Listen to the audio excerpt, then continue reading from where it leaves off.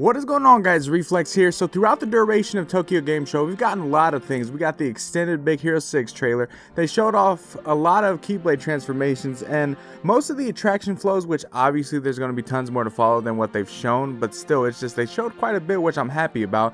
And then they showed off some Link/summons, which Simba out here looking like a beast. I mean, honestly, I said this even when he was first revealed that my man's looking extra nice.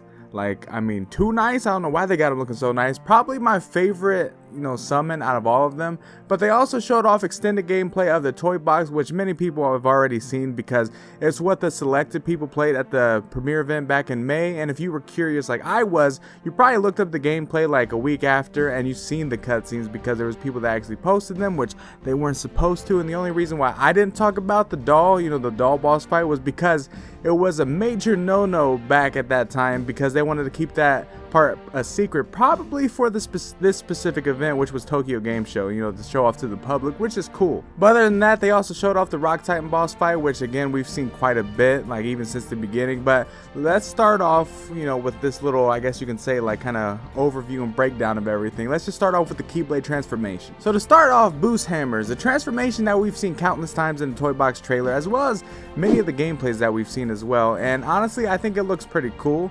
I mean, it's not the coolest one out of all of them, but I like it. But next is the twin yo-yos from Monsters Inc.'s world.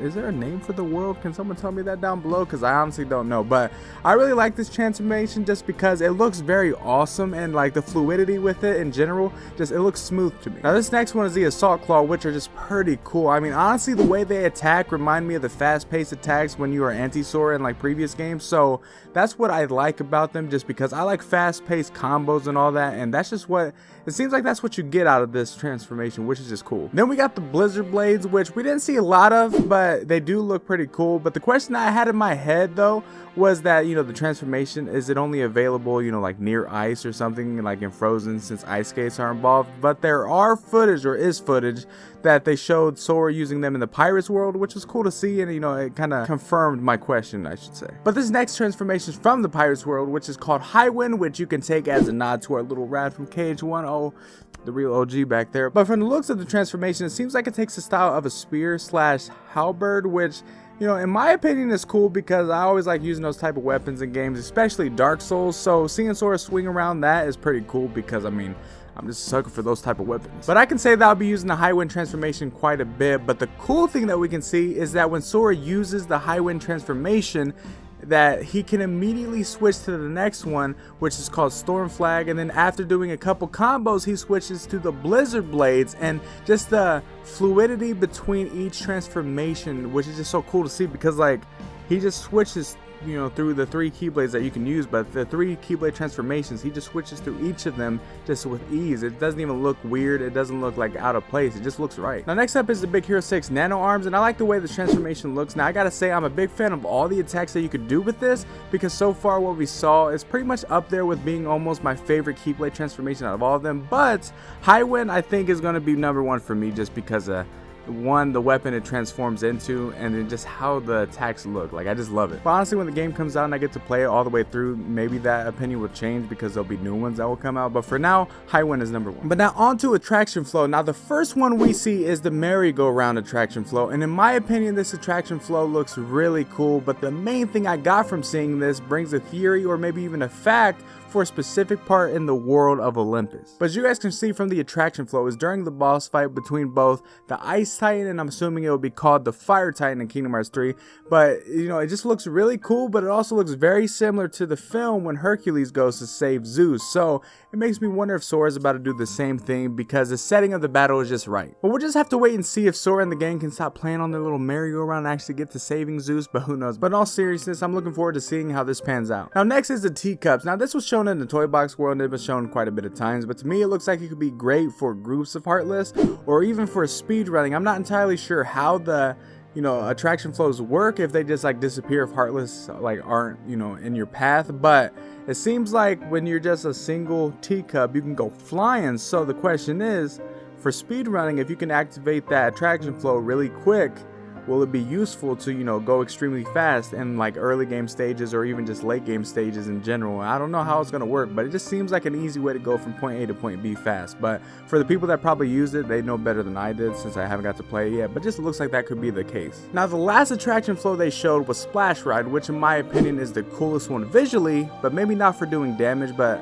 I probably need to play it myself to see that, because I mean, all in all, it looks like a nice attraction flow, but I'm not entirely sure of the damage output for each one. But obviously there are other attraction flows that they were shown previously, like the pirate ship or Big Magic Mountain, but the ones I listed were the ones that we got to see more in action at this event, so it was cool to see. Now as for the toy box gameplay that we watched, as I said before, this was the demo that the selected got to go and play Kingdom Hearts 3 at the premiere event, but still it was nice to see it all in that beautiful quality, so that was a plus. And plus, that beautiful quality also made this crazy doll more scary as well, because everyone that saw it live that never seen it before, they were tweeting about how this, you know, this doll, this scary doll, was gonna haunt them like in their nightmares, which was hilarious. But no, honestly, it was a cool boss. Like, I actually enjoyed the design of her, and just, I mean, it was kind of creepy, I ain't gonna lie. Now let's get into the extended Frozen gameplay. Now the Trinity Shield ride looks so awesome to me. I mean, I honestly love it. It gives me that Sonic 06 vibes in the, you know, in a good way. But the only gripe I do have about all like the Frozen like gameplay in general was that we could see the floatiness of the combat. Now obviously there is time to fix it, but at the same time it doesn't seem like much improvement with it from what I could see, which I mean, obviously it improved from the premiere event from what people said, but there's also people that agrees that, you know, it still looks kind of excessive. Like for instance, when Sora does his air combos, it seems like he just stays in place in air, like gravity isn't even a part of it. Like, it just doesn't apply to Sora when he's doing combos in the air, because it's like he's not even falling. And sometimes when he's doing combos, he just even floats even higher. So it's like the laws of gravity just does not apply to Sora, which I hope they do decide to fix that, which honestly I don't need to hope, because they're obviously going to fix it, because there's plenty of YouTubers that are like talking about it, so you know, that will be in their mind to fix. But that was my only gripe for everything that we've seen, and it's not a big one, but I do hope they fix it. Now as for the Sora and Aqua fight, man, I was just so hyped to see that, honestly, because I did not expect it at all. Like when I went into that stream and was watching it with the Star Seekers, I was just like, okay, I mean, obviously he said, you know, there's not going to be any more trailers, so I'm not looking forward to that, which obviously that wasn't a trailer, but I still wasn't prepared for anything. I was just like, alright, yeah, I don't think we're gonna see anything. They're just talking about, you know, all this and that, and then next thing I know, I'm seeing Aqua, and I'm like, all right, this is just the ending of that one trailer. And then they showed another frame of her, and then it just kept going, and then I saw Sora pop in. I'm like, hold on a minute, what was this? Like at that point, I just wanted to play the game. Like I literally just wanted to play the game right then and there. But the only question I do have though is I'm curious where the fight lands in the timeline of the game, because you can see Sora with the Big Hero 6 Keyblade, which I'm just wondering, people are considering that an end game or close to end game world. So are you fighting Aqua towards end game, or like, I just don't know, like it's confusing to me. But yeah, there was tons of questions that were left from this event, but all in all, Tokyo Game Show 2018 was indeed a success for Kingdom Hearts 3. But free Kingdom Hearts for a minute, did y'all see that Tsum Tsum Kingdom Hearts game? I mean, they showed that a little far too long, if I can, you know, admit, but still, that game is the real game everyone wants. I mean, let's just be honest. Let's be honest, everyone wants that game. What the fuck? But I'm just honestly really happy with the state of Kingdom Hearts 3 and everything that's been shown. I mean, if they fix the floatiness, oh my, it's going to be a perfect game. Like, it's going to be Game of the Year, which I have no doubt it's going to be Game of the Year for next year when it drops, like 2019. I don't care what drops, and there's some bangers that's going to drop next year, but it's not going to be Kingdom Hearts 3. Mark my word, Game of the Year.